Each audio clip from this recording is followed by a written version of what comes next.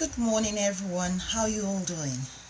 My name is Bami, founder of Inspired to Soar Limited. My passion and my mission is to tend the broken wings of your dreams so that you can be inspired to soar above your troubles. So welcome this morning. If this is your first time, I give you a warm welcome. And if you're a returning guest, welcome again. So recently, I've been doing this series about conversations with God. You know, some of the things I talk to God about when I'm on my own, and the questions and some of the things I'm learning. So this morning, the conversation with God this morning is to do with the varied nature of grief. And you might be thinking, isn't that something a bit heavy going to start the week with? But you know something, when it comes to grief is one of those things that we don't choose. We don't get to choose when it impacts on our lives. So let me just paint a picture here. Number one, have you ever been caught in a heavy downpour, as in it's as if the heavens have opened and it's raining and you cannot seem to find any shelter anywhere, and it's pouring and it's windy and you feel like you're being battered from all sides? I'm sure in terms of real rain and physical rain and everything like that, I'm sure you can relate to that. And you know what, a lot of times if grief can hit like that, it can be like a heavy downpour. You're hit on every single side, the winds are just pushing you around, and you're wondering, will this ever stop, and everything like that. And at other times, the rain then, because as with every downpours, they don't continue forever. As time goes on, the rain eases, and then maybe it eases to tiny raindrops or whatever it is. And that's the thing with grief as well. It's not always a heavy downpour. Sometimes it's like a dull ache in the background that, yes, it's there, yes, it's painful, but you can carry on regardless. But the thing is, like, no 2 days are the same, and no two losses are the same. So for example, the loss of a parent is different to the loss of a sibling, and it's also different to the loss of a child and the loss of a close friend. So every loss is experienced and is looked upon differently. I can attest to that. The way I grieved the loss of my mom when I was 17 was different to the way I grieved the loss of my big sister when I was 40. And the thing is, like, I loved both of them dearly, but at the same time, the way I grieved their losses was very different because of my relationship with them, but also because of the stage in life that I was at when I lost both of them. So that's the thing. And you know what? I recently wrote an article in Thrive Global titled Grief, the unwanted permanent lodger. What do I mean by that? As anyone who has ever gone through loss will tell you, grief, the loss of a loved one, the death of a loved one, is not something that any of us will choose, and yet it comes to us all. At some point in our lives, we will know the loss of a loved one, whether it's somebody close or whether it's somebody that's not that close. But in this instance, I'm actually talking about the loss of someone who is close to you. So someone whose absence in your life leaves a gap that nobody else can fill. So you're thinking, okay, this is, I'm supposed to be encouraging you. So why am I talking about this? I'm talking about this because grief is one of those things that a lot of us, we don't want to talk about. Not just that we don't want to talk about it, but we also want to try and put it in a box and tidy it up and put a bow on it and set it aside. That, okay, yes, you've had the loss of a loved one, you've had the funeral, and then some time passes, and then you can tidy it up and put it. But grief is not like that. Grief is like it's that unwanted permanent lodger. Once it's like a lodge, can you imagine a lodger that you didn't invite but came to your house and became a permanent residence because you cannot really get rid of the lodger? That is what grief is, because once grief visits you, it becomes part of the fabric of your life, so.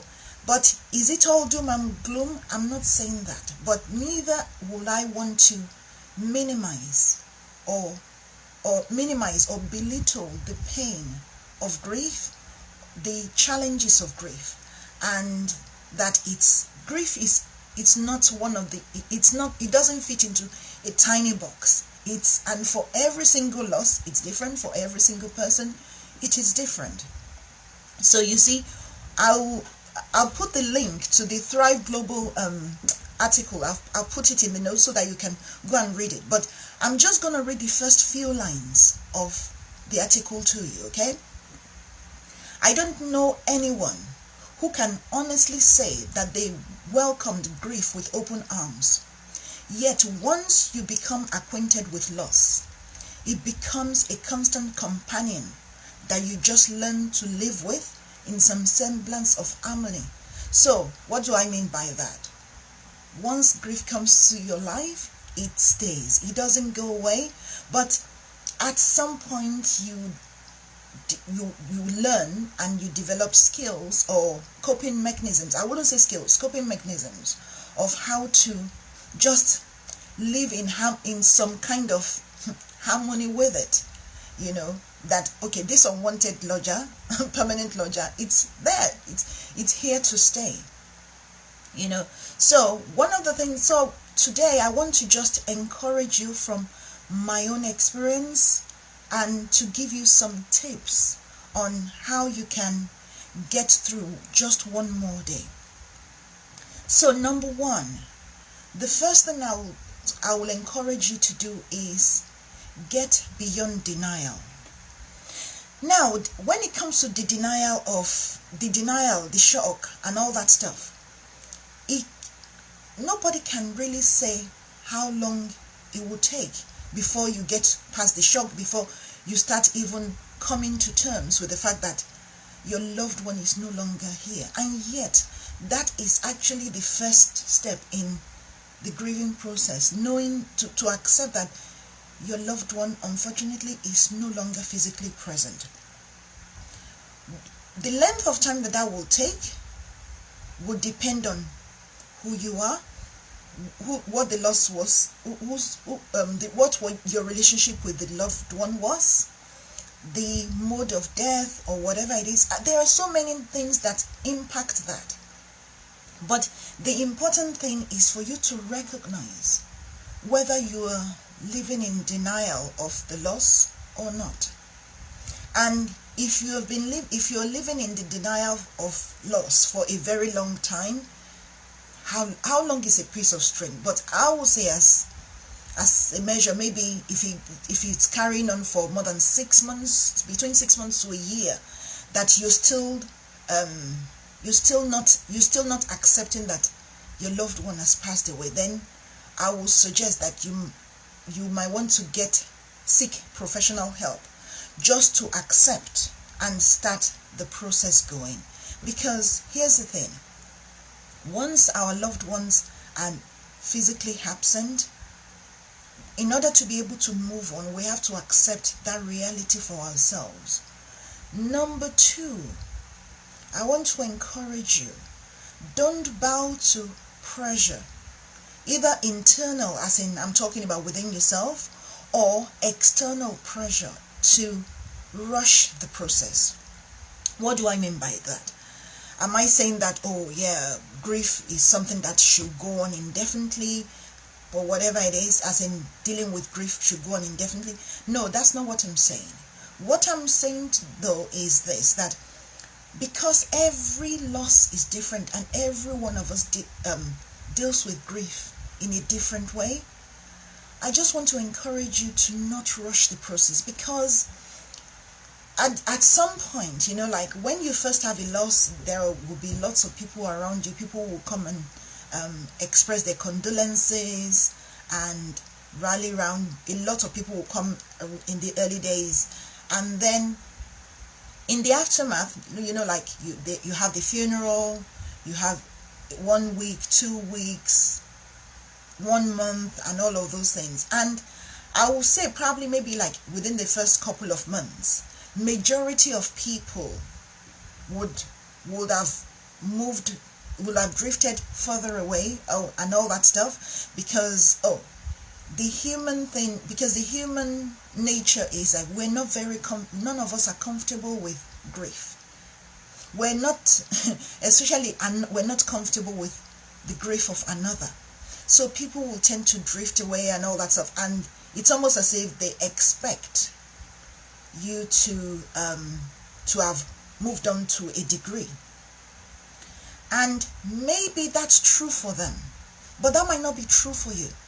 So I want to encourage you, do not bow to any pressure to rush that process along.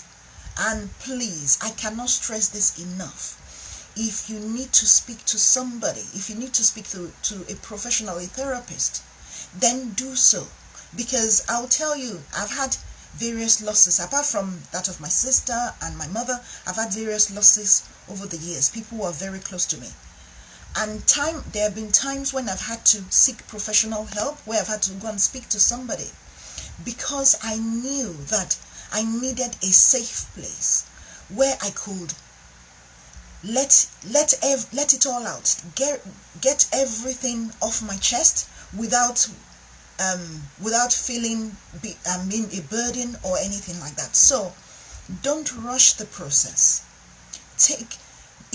For whichever loss you're dealing with, it takes as long as it takes. The only thing I'll say is make sure you get the professional help if you need it, and try and see, and in the process, try and see if you can make progress one day at a time. And then the third thing, number 3, I will suggest you ensure that you have a community, a tribe of people close to you, as in people who you might be able to see, maybe like on a fairly regular basis, and people you might be able to pick up the phone and speak to and everything. People who will not deride or mock your grief. People who will not minimize or try to play down or try to tell you that your feelings don't matter. So it is important for you to have people like that around, because there will be good days and there will just be bad days. That's the nature of grief. And yes, professional help is amazing, but there is a crucial place for loved ones who know you, who support you, who value you, and who will let you express your grief, who will let you let it out so that it does not fester and cause you problems. And the fourth thing, which I'm going to say now, is this thing about understanding that with grief also comes the gift of being able to look back and remember the good memories you have of your loved ones. Okay, I know not every relationship is like that. With our loved ones are like that. So there are some loved ones that literally the relationships were complicated and there were not really any good memories or anything like that. Then in that case, what I would suggest you do is try and see whether there is one positive thing that you can hold on to. Maybe even if it's just the lesson you learned from the complicated relationship you had with your loved one before they passed. But for the most part, there will be treasured memories that you have of your loved one. They might be few, they might be many. Those treasured memories, those glimpses of the good times that you had together. Hold on to those. Maybe with some things you might decide you want to keep a journal of those, so that like a journal of the things you were grateful for when you had the loved one with you, and you can look back on difficult days and everything like that. They will be like a balm to the wound of your soul. They will encourage you. They will make you smile. Because, for example, when I think of my mom or my sister, sometimes I just think of the jokes we shared, the humor we shared, and that will make me smile. Like a distant memory of a joke shared, of a pleasant time together, and you can just smile about those and everything like that, and that warms your heart. And you see, the treasured memories you have of your loved ones, they are like a bank of treasure that nobody can take from you, and that you want to guard jealously and look and try and look after. It's more or less like, like when you have lots of money and everything, or when you have prized possessions, you don't just treat them anyhow. You don't cast them out or anything. You watch over them. You protect. So I want to encourage you, protect the good memories that you have of your loved ones. And I want you to remember this. The grief journey is not something that should be done in isolation. Because yes, you might experience grief as a solitary individual, and you might be surrounded by people who are not going through grief at that time. But in terms of the feelings and the waves of the waves of sadness sometimes, and the waves of hopelessness sometimes, and then you go from joy. 1 second you might be smiling and remembering a loved one, and the next you might be plunged into sadness. And because of this varied nature of grief, it is important for you to don't do it alone. So I cannot stress the importance of community. Have a supportive community around you. And as one who has experienced loss multiple times, I want to tell you something. It might not seem like it right now, but there is hope. You will smile again. You will be able to breathe without pain again. But get support. Get help. Don't suffer in silence. Don't let anybody, including even yourself, rush you through the process, or minimize, or say, or think that, because it's been 2 years, or because it's been 3 years, or because it's been 6 months or 3 months, that means you should have gotten over it. Who says? Says who? The grieving journey is different for everybody, but don't rush the process, and at the same time get all the support you need. And if you happen to be surrounded by people who are negative, or people who are negatively critical, see, there's a difference between people who are kind and truth tellers and who love you and who will want to encourage you that, okay, you know what, maybe you should seek professional help now, because if you're still feeling this way, maybe you should seek professional help. With people like that, because they love you and because they're not trying to tear you down, then you need to listen to them. But if you're surrounded by people who are just negative, who are just out there to just belittle and put you down, and who are just dismissive, and people who are not capable of showing you empathy, then you might want to think about the fact that those are not the people you want to share your grief journey with. Yes, they might even be close ones. They might be your close friends or whatever like that. But amongst your circle of friends or people around you, it is possible for you to find a couple of people who will be able to show you empathy, who will be able to give you the gift of understanding. Now, those are the ones you need in your corner.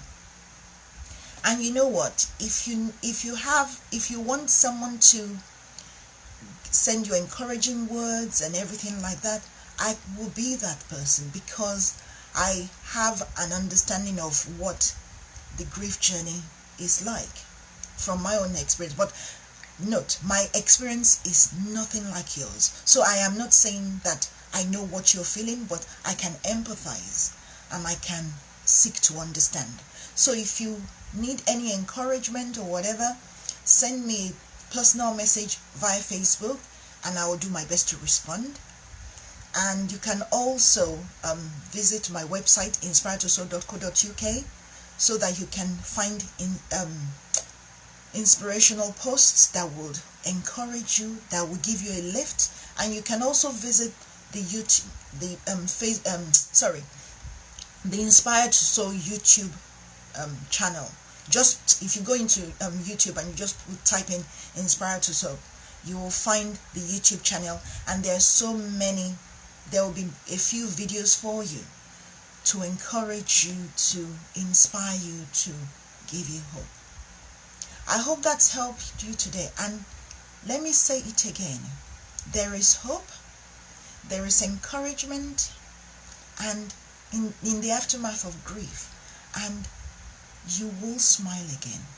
You will be able to breathe again without pain. You will be able to see how this journey will strengthen you, and you will then be able to encourage somebody else when you're further along in the journey. So don't suffer in silence. Don't handle grief alone. Grief was not meant to be handled alone. Until the next time, be inspired to soar and look after yourself. Bye.